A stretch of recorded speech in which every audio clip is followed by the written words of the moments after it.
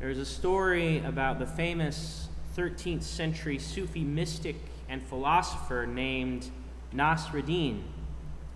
Once Nasruddin was invited to deliver a sermon, and when he got into the pulpit, he asked, "Do you know what I'm going to say?" The audience replied, "No." So he announced, "I have no desire to speak to people who don't even know what I will be talking about." And he left. And the people felt embarrassed, and they called him back again the next day to preach.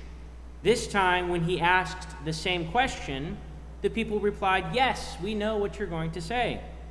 So Nasruddin said, "Well, since you already know what I'm going to say, I won't waste any more of your time," and left. Now the people were really confused, so they decided to try one more time and invited him once again to preach. Once again, he asked the same question, "Do you know what I'm going to say?" And the congregation had prepared ahead of time, so half of them answered yes, while the other half answered no. And so Nasruddin said, "Well, let the half of you who know what I'm going to say tell the other half who don't." And he left. You're not going to get out of a sermon that easily today. But just like Nasruddin, our gospel reading is all about trick questions. The religious leaders come to Jesus with this really fraught question: by whose authority are you doing these things, and who gave you that authority? It's important to know what these things they're talking about. In this gospel passage, we've skipped about a chapter from last week's gospel reading. And in that chapter, some really important stuff happens. The first is so important that it gets its own very special Sunday with its own special rituals. It's Palm Sunday, right? The story is that Jesus arrives finally in Jerusalem, and he rides in on a donkey and is greeted by crowds who are waving palm branches and throwing their coats down on the road in front of him and proclaiming, "Hosanna, Son of David, blessed is he who comes in the name of the Lord." And the second big event that we skip is that Jesus enters the temple and finds vendors and money changers who are profiting off of the worship of God, and most likely in a very dishonest way.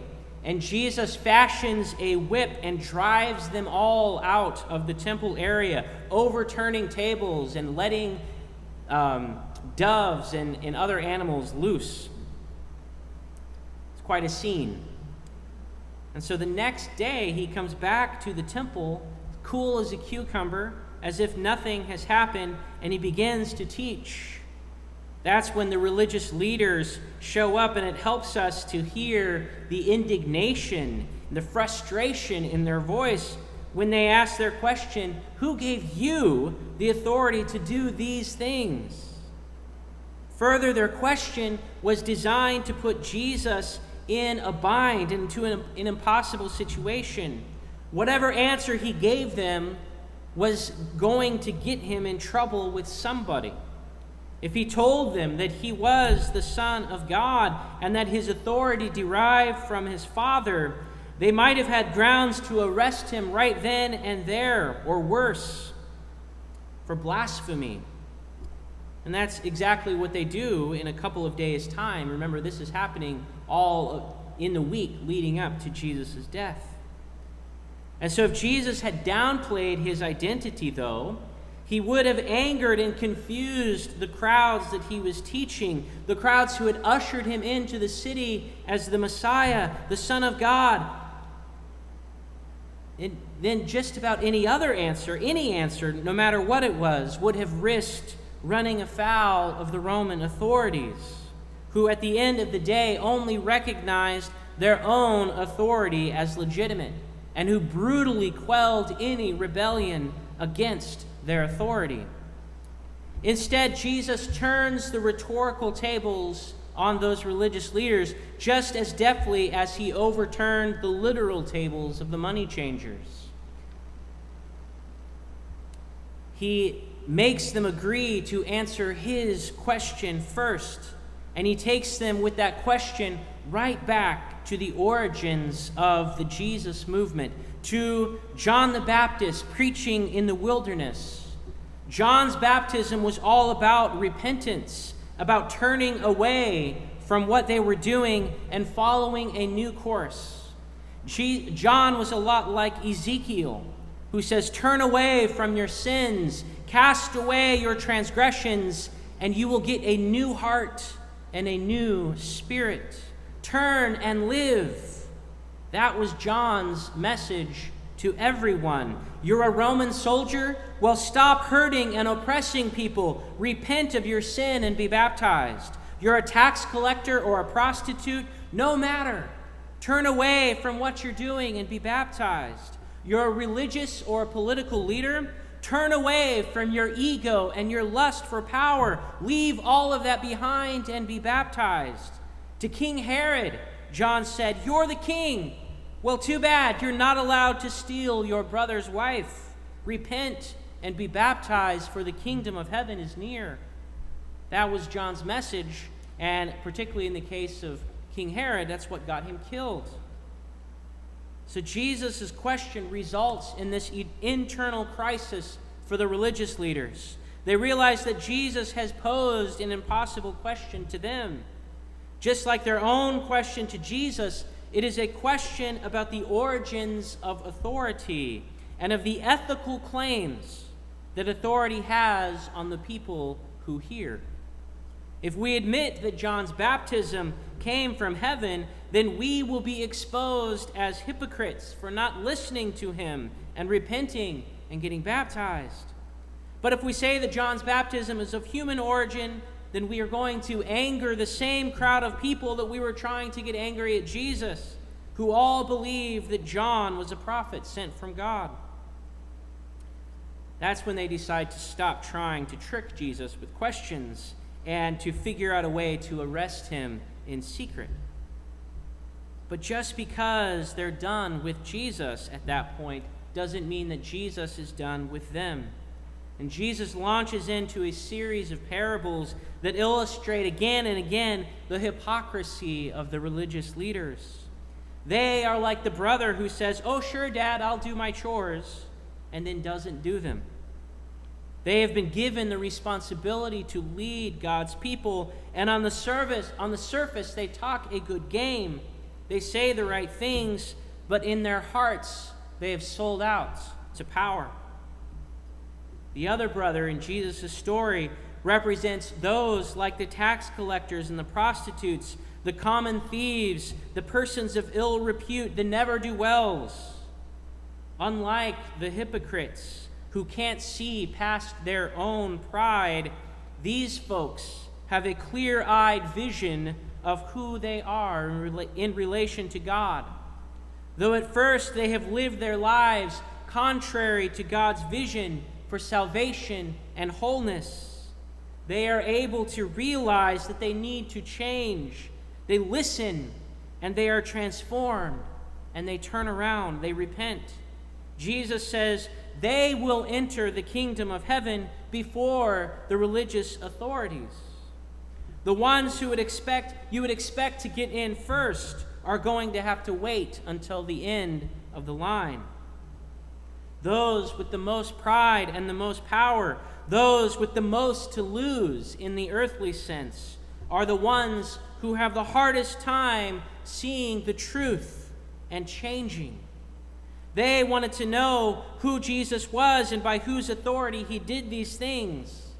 And at the end of the day, there is only one way to find out who Jesus is and who he was sent by. That is, to take up the cross and to follow him. Jesus is a truth that must be experienced from the inside. All external validation of his authority leads to idolatry, because we will worship the proof and not the person. The only markers of Jesus' authority that count are the ones that are the most shocking and the most disturbing to all of us. The ones that are the hardest to claim for ourselves. Jesus proves his authority by giving it up. he shows his power by allowing himself to become powerless. He conquers evil by allowing himself to be led away. He destroys death by dying. This is what the exquisite poem in Paul's letter to the Philippians that we read this morning is all about.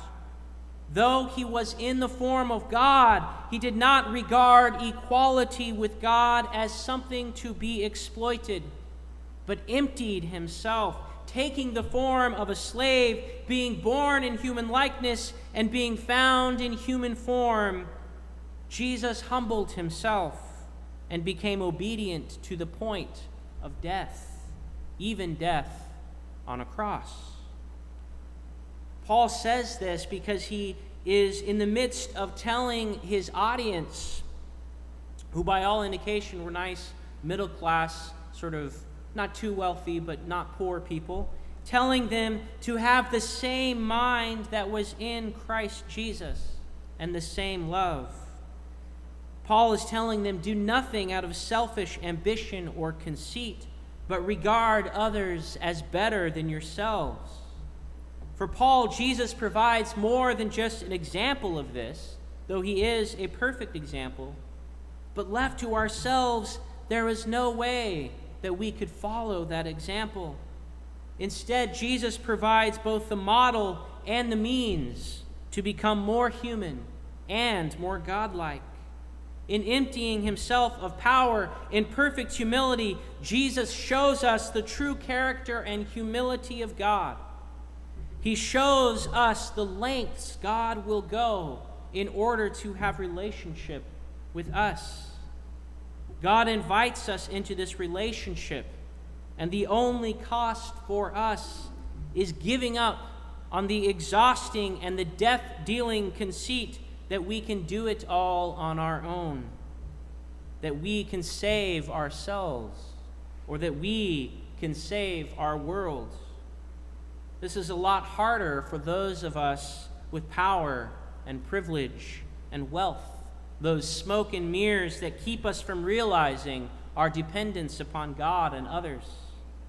We get lost in the trick questions, the endless search for validity, because we fail to realize the simplicity and the freedom of letting go. But the God of infinite glory and inconceivable power is humble enough and patient enough to wait on us no matter how long it takes. God invites rather than demands, pleads rather than coerces. God is humble enough to forgive when we are untrue and to welcome us with open arms whenever we turn to Jesus, searching. Amen.